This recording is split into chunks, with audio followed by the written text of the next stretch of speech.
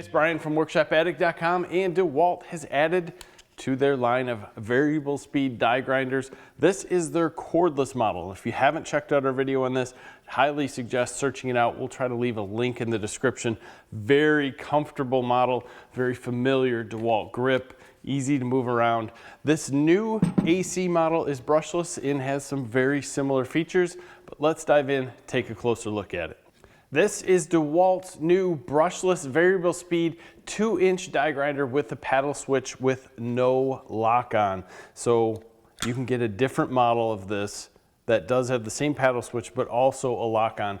This is model number WE4997NVS, and just drop off that N if you want the lock on. Very nice paddle switch that they have here. The safety is simple and easy to use. This is part of Dewalt's Perform and Protect series. It does have a 13 amp motor. It has an E-clutch on here, a kickback brake, an LED status light to tell you what's happening. It'll be green if everything's good to go. It'll turn red and give you different signals to tell you what's wrong. It also has an LED tool light, very similar to their 20-volt model here. Works great. Everything in here is very similar as far as grip, but what you do have is an Arbor Lock. So it makes it much easier to change out anything that you might have in the 1/4-inch collet. Now included with this is also an 1/8-inch adapter, so you can drop down to much smaller tools and accessories on the end.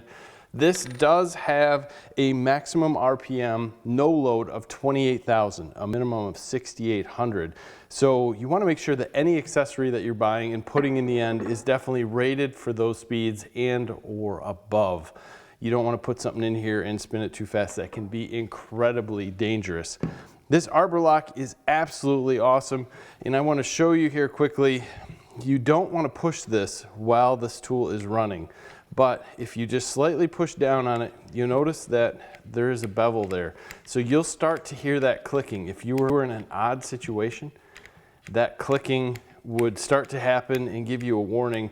If you go too far down and lock this guy in place, most likely damage will occur. So keep your fingers away from this guy while in use. Both models of the new corded brushless Dewalt die grinders are going to MSRP at $299.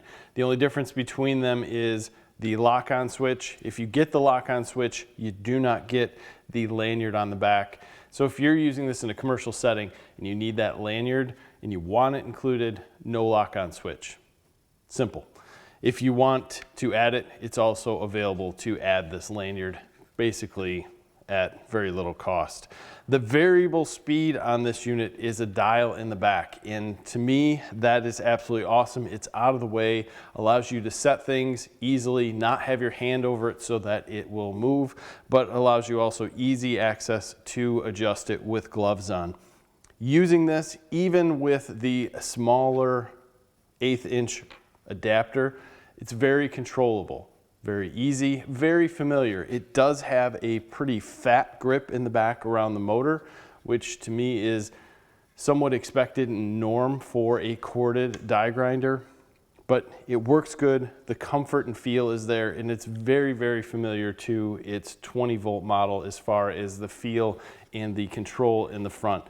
There's a small dip down here in the front so you can get your hands around it to know exactly where you're at. That helps you know what's happening and where your palm might be at with this Arbor Lock also. What sets this unit apart from others is the Perform and Protect series, where it's going to give you the 13 amp motor, but also give you that kickback brake and like the thermal overload protection and letting you know what's happening. But this unit is built for running off of different power sources. So if you're running off a generator, a welding generator, anything like that, it's meant to be used out in the field. But if something does go wrong with that power source, it will let you know. There's a whole list of things that it will tell you why the tool might have stopped. And if you do happen to lose power, you will have to reset that trigger so that you don't have the trigger fully depressed and then power comes back on and this tool starts running. Again, another safety feature. In my opinion, guys, Dewalt's Perform and Protect line, be it grinders, die grinders, angle grinders, anything that they have out there has been knocking it out of the park. and really been performing well and lasting a long time in those dirty, nasty conditions. I like that. I like that about the tools, and I think that what they're bringing out is meant for more of the industrial market or the high-end construction market, but everyone who's using them down below is benefiting from every ounce of R&D that they're putting into these. I like them. I use them. And I probably enjoy them a little too much, and that's coming out in the video, but this is really what we use on a daily basis, and we use it because of everything I've said.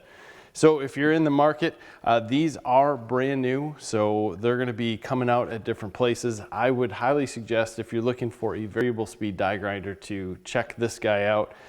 Also, I can't say enough good about this brushless Dewalt. This too is also variable speed. It's got a little 3-speed dial on the bottom. I like this unit for getting into smaller situations because of the small grip in the back and the multiple ways you can grab and hang on to this unit. Unfortunately, it does have a safety that you have to pull before the trigger is allowed to come on, which hampers getting in those tight areas. This unit here, getting into tight areas with this large base around the motor, is a little bit harder, but it's going to have a lot more power than this guy does. So there's trade-offs on everything, right? We always appreciate your time, guys. Give us a like in this video, subscribe to the channel. We always have more content coming out.